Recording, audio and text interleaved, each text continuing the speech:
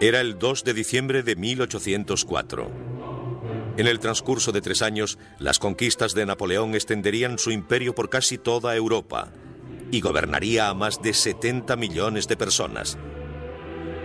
Desde los antiguos Césares, no se había conocido a un hombre con tanto poder. Napoleón cambió el mundo. Fue un hombre que prosperó basándose en su origen, en su entorno y en sus aptitudes. No ha vuelto a existir un hombre como él que dominara el mundo como él lo hizo. ¿Quién era Napoleón? Era una mano dentro de una camisa con un extraño sombrero. Si enseñamos el sombrero y la mano dentro de la camisa, en Japón, Estados Unidos o Francia, todo el mundo sabrá que hablamos de él. Que ce soit aux États-Unis, que ce soit en France, on dira Napoléon. Sobre todo era un hombre ambicioso. Le encantaba el poder. Decía, amo el poder como el músico ama su música. Era de 1760. Leticia y Carlo Buonaparte cruzaban las montañas que se extendían por el interior de la isla de Córcega. Eran patriotas corsos, decididos a rechazar al ejército francés que había invadido su diminuta isla. Los corsos eran solo 100.000 o 120.000 personas, en su mayoría campesinos o pastores. Tenían pocas armas de fuego, poca pólvora, y tenían que defenderse contra una población de 22 millones de franceses. En aquel momento, el país más avanzado de toda Europa.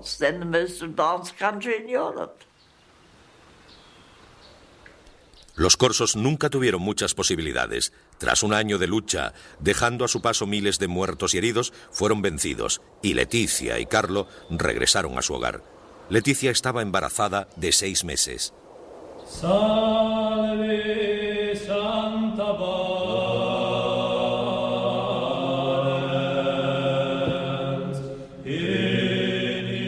Ese verano Leticia celebraba la fiesta de la Asunción, cuando sintió los primeros dolores del parto.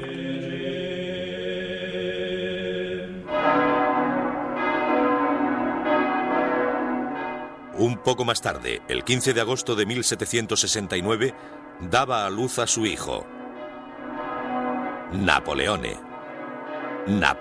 Buonaparte. Nacido justo después de la amarga conquista francesa, Napoleón pasaría su infancia odiando a Francia, el país que él mismo gobernaría algún día. Nací cuando Córcega moría, escribiría Napoleón tiempo después. 30.000 franceses se lanzaban contra nuestras costas, ahogando el trono de la libertad en olas de sangre. Los llantos de los moribundos, El padre de Napoleón fue un escalador social, con una gran ambición. Quería que sus hijos tuvieran una oportunidad en la vida, y Napoleón la aprovechó.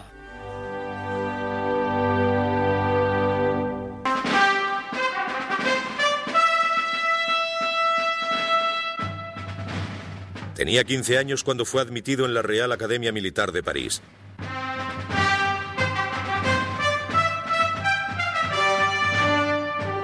Junto con los hijos de algunas de las grandes familias de Francia, conocería los esplendores de la civilización francesa. La Real Academia era más una escuela que convertía a los militares en caballeros que una simple academia militar. Fuimos espléndidamente alimentados y servidos, decía Bonaparte, tratados como si fuéramos oficiales de gran riqueza. El pobre adolescente corso se seguía sintiendo como un extranjero. Había entrado en un mundo de opulencia y lujo, pero solo le servía para encender su desprecio por los privilegios y esnobismos de la nobleza francesa. Un profesor lo describió como callado y solitario, claramente egoísta, orgulloso, ambicioso y que aspiraba a todo. Llegaría lejos, decían sus informes escolares, en circunstancias favorables. Empezó su aprendizaje como soldado cuando tenía 16 años. un sencillo subteniente entrenando con la mejor unidad de artillería del ejército francés. Se especializó en cargar bayonetas, cañones y en disparar, desplegando a sus hombres. Había comenzado una de las mejores carreras de la historia militar. La auténtica base de Napoleón como soldado fue el entrenamiento que recibió como oficial del regimiento. Podía lanzar cañones y construir carros de combate. Tuvo que aprender las obligaciones de cualquier tipo de artillero. Muy pronto se dieron cuenta de que era un oficial de compañía muy eficiente. Il manifeste à ce moment-là un souci. Durante esta época, Napoleón mostró un gran deseo por aprender. Leyó historia, autobiografías militares, leyes, algo de ciencia. Quedó impresionado después de leer a Rousseau y a los filósofos del siglo de las luces. Libertad, igualdad y supresión de los privilegios.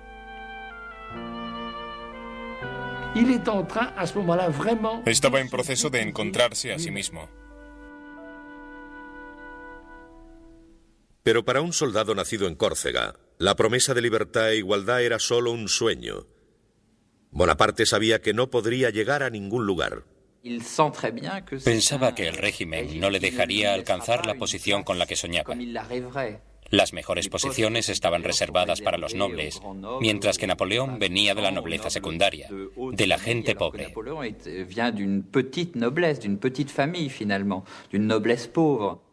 Frustrado por sus ambiciones militares, Bonaparte soñó con hacerse famoso como escritor y escribió una breve historia sobre Córcega. Incluso intentó hacer una novela.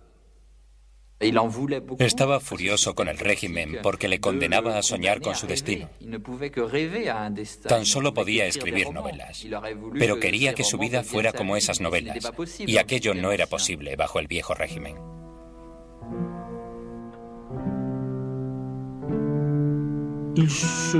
Sabía que era capaz de hacer grandes cosas. Creía que quizá estaba destinado a la grandeza. Pero en aquel momento, ¿cómo podía llegar a creérselo? Se aburría enormemente. Il s'ennuie à mourir. Il s'ennuie à mourir.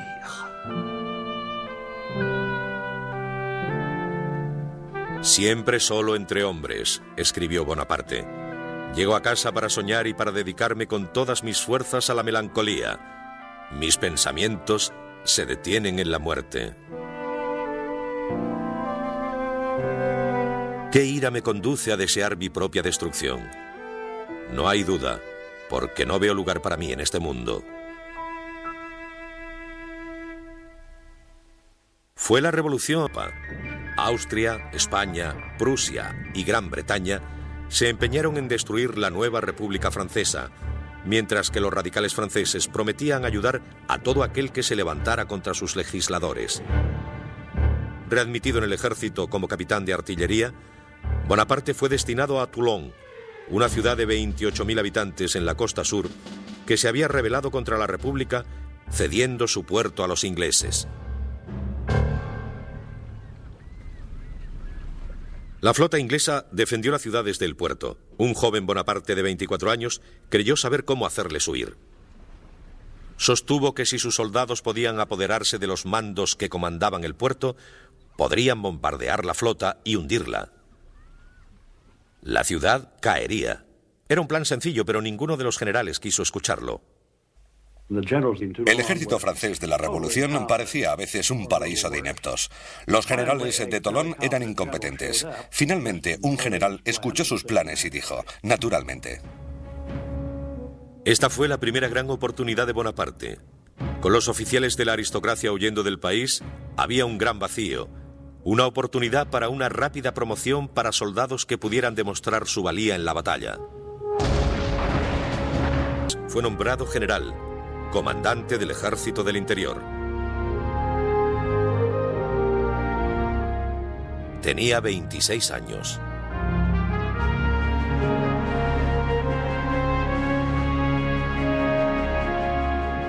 Bonaparte era ahora un hombre a tener en cuenta. Fue conducido a París en un elegante carruaje con ropa nueva y empapado en agua de Colonia. El ingenuo general no era un hombre mujeriego, pero se había enamorado. Su nombre era Marie-Joseph Rose de Beauharnais, pero todo el mundo la conocía por Rose, pero Bonaparte la llamaba Josefina. Era una aristócrata criolla de la colonia francesa de la Martinica, una viuda de 32 años con 2 niños pequeños, agobiada por las deudas y que intentaba abrirse camino sola en París. Lánguida, con una indiferencia que rayaba en la indolencia, era famosa por ser una mujer refinada, encantadora y con gracia. Se decía que incluso se metía en la cama con elegancia.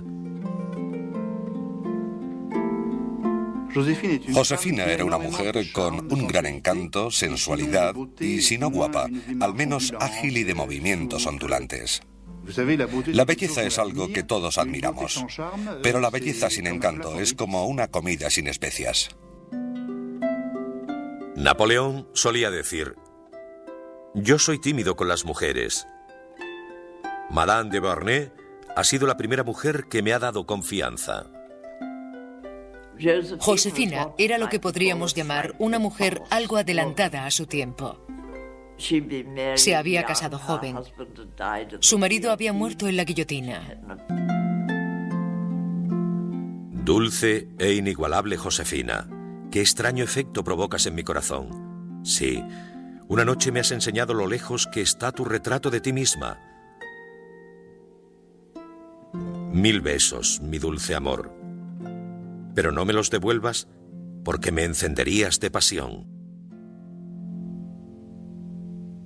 Josefina parecía encantada con su nuevo amor.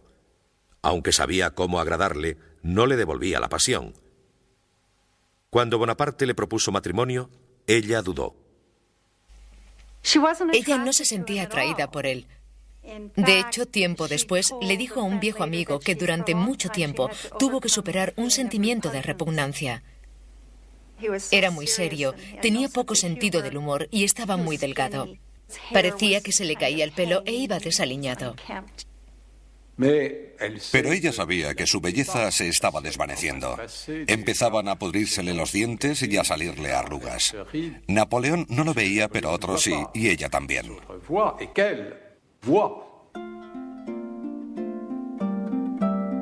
Su aspecto decaía y sus dudas se amontonaban. Necesitaba un protector.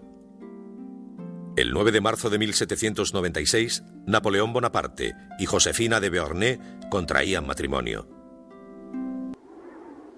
Bonaparte fue enviado a los Alpes italianos.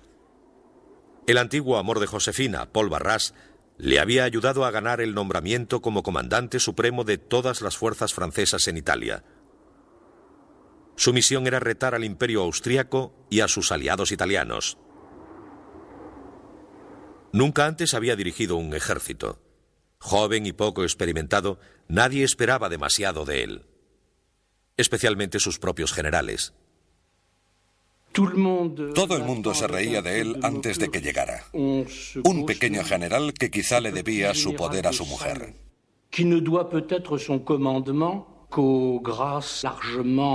Entonces llegó él, y al momento, los veteranos que se habían reído de él entendieron perfectamente que él estaba al cargo de todo.